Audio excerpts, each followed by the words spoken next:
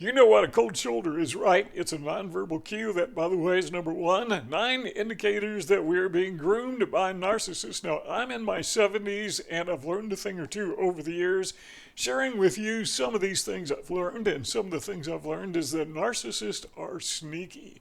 I mean, they will come upon you behind your back and in front of your face at the same time. But if you pay attention, you might notice that there are some things about this person that suggest this may be a narcissist or somebody with very strong narcissistic traits, because they just can't help being a narcissist even when they are doing their best to love bomb you, to love bond you. So pay attention for these 9 things. We'll tie these together in just a moment. But number one, nonverbal cues. So the narcissist may play up to you, but there's something off about this person and you don't know what it is. At this point, you probably don't even know it's a narcissist. I can't tell you how many times I've been fooled, and it wasn't until far after I was discarded, long after I was discarded by a narcissist, that it occurred to me that this was a person who was victimizing me. I had no idea, but I figured it out eventually. But if I knew then what I knew now, would save me a lot of grief. Maybe I can save you a lot of grief. Number 2 is competition. Do you know what I mean when I say crowd control? But not like the police are corralling a crowd at, say, a concert or something. I'm talking about a parade. I'm talking about a small group, maybe a dozen or so people. Maybe you're out having dinner. Maybe it's a group at school. Maybe it's a church, whatever. And there's this person. There's this one individual who wants to control the crowd. The crowd has to go where he or she wants it to go. If you want the crowd to go this way, then this person wants the crowd to go that way. Why? Well, because you wanted to go this way. And if you wanted to go that way, then the person wants it to go the other way. So it's kind of like the opposite of whatever direction you want to go in. It's competition. That's number 2, is they are competing with you. One of the telltale signs that you are being groomed by a narcissist is there's that underlying sense of competition.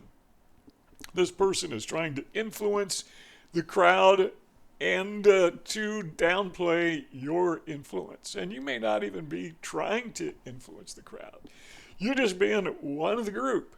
But still, the narcissist doesn't want you to climb that social ladder, which I hate, by the way, that hierarchy where everybody is climbing, trying to move up to the alpha position or as close as they can get to it. That's what the narcissist is all about.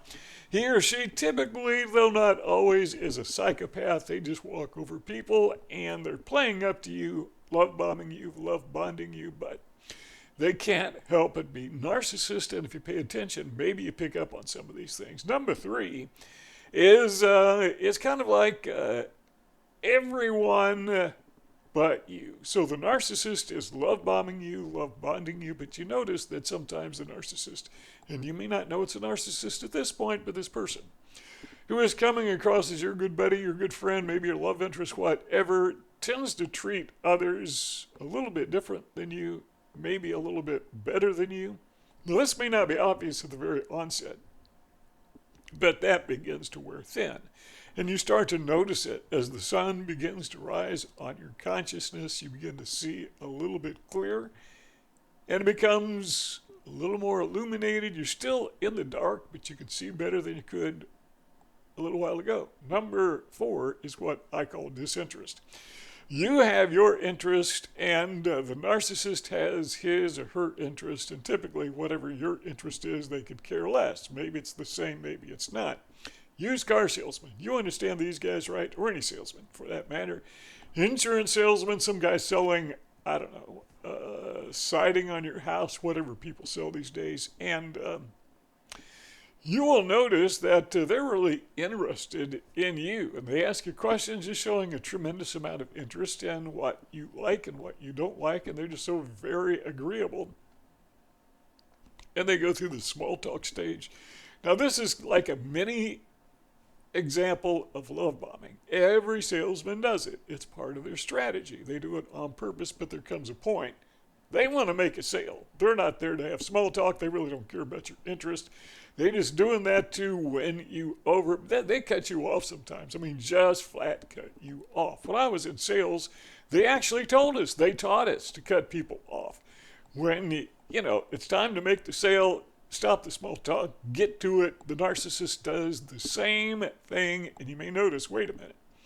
This person was so very interested in me and whatever I liked, he or she liked, and whatever I didn't like, he or she didn't like, and now all of a sudden they have disinterest in the things that I like, nowhere near what they did. Well, I guess that's true of just about everybody to a point, but this is a little bit more obvious. That's one of those signs, one of those cues that you may have missed in the past, but okay, now you know. So watch out for it. And by the way, some of these 9 things, you may have experienced all of them. Maybe you have some that I'm missing. But I'm guessing at least some of them you can remember very distinctly.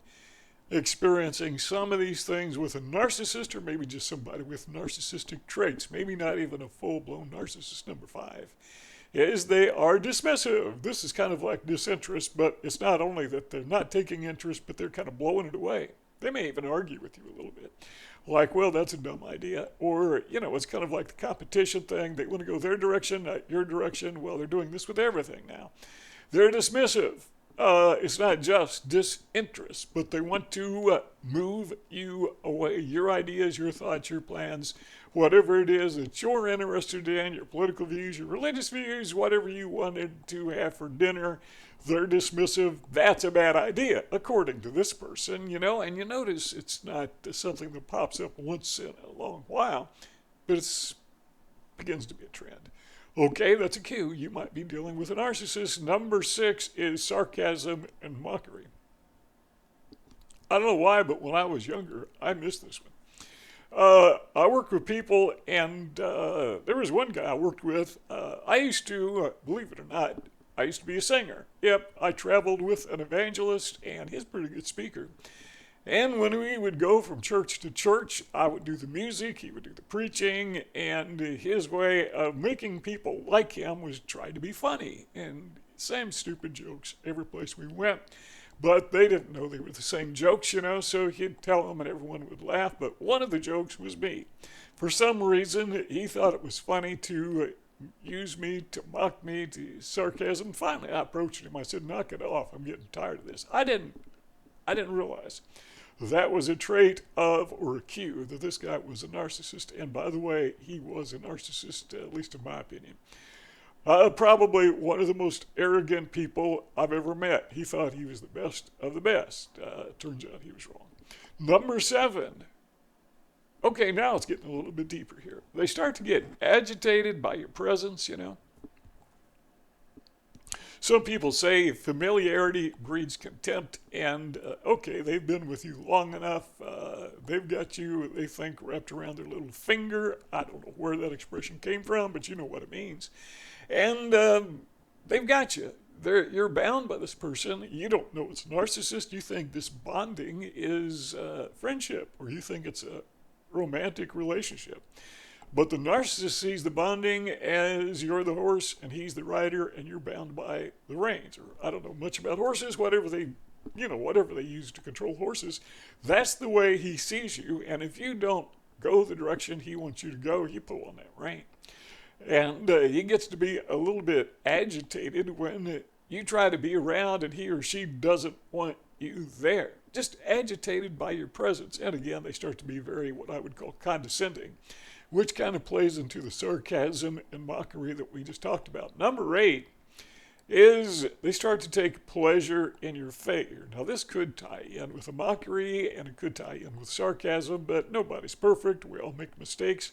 The narcissist will exaggerate your mistakes. They'll put a spotlight on your mistakes. If you do something that inherently you do something or say something, or say mistake, could just be some kind of a failure that is physical. You might, have a disease, you might have been attacked, you might have fallen off a ladder, something, but it's he or she perceives it as a failure. They take pleasure in that. Not only so, but they have to let everybody know what an idiot you were. Even if you didn't, even if you're sick, I mean, you had nothing to do with that. You may have caught the bug from somebody else, but according to the narcissist, it's your fault because, well, maybe you were someplace you shouldn't have been. They'll find a way to make it your fault. That's number 9, by the way, is fault finding. You can tell a narcissist, usually, by the fact that he or she will find not only your faults, and we all have them, admit it. We don't like to name them, but we do like to say, well, in general, yeah, I got my faults. But the narcissist, he'll come flat out and name them. Well, he goes beyond that. He'll make them up. And he'll go beyond that. He'll take his faults. He knows them. He'll name them. But he won't name them as his. He'll name them as yours. And you know what that's called, right? So the narcissist is taking his faults and he's projecting them. It's called projecting. He's projecting them on you. Fault finding. Have you ever been around a narcissist who didn't do that? Now keep in mind, as we say in almost every video, that the narcissist is after supply. And supply is that thing that feeds his ego. You need a food supply, right? So what is food? Well, it's anything with a nutritional value, right? Somebody who's an alcoholic, they need a supply of alcohol because they're addicted to it. Well, the narcissist is addicted to that thing, whatever it is, that feeds his ego, his egotistical appetite. He gets that from you. You didn't realize it. So when the narcissist is engaged in, sometimes they will mask it as constructive criticism. Or they may mask it as tough love.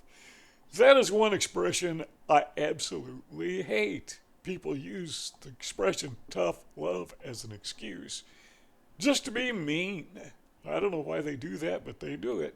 And the narcissists typically, they're really good at tough love. They don't like you doing it to them, and they don't do it to themselves, obviously, but they do it to you. They do it to just about anybody or everybody they can get away with. All right, let's tie all these 9 things together. What the narcissist is doing, as you probably already know, is he or she is focusing on self. You know that expression, all roads lead to Rome. I guess at a time that was true. Depending on the direction you were going, they could be taking you away from Rome if you're going the wrong way. But the narcissist, all roads lead to the narcissist. Everything you start to notice, everything is all about him or her. So when you find yourself in that situation where you're with a person and everything is always about him or her, has to be, according to them, that is an overriding cue that just ties all these things together, and maybe, just maybe, it's time to go gray rock and get totally away from this person. That's your judgment call, not mine, but I hope this helped. There's a circle in the lower right-hand corner. Become a part of our family by clicking on that and subscribing to our channel.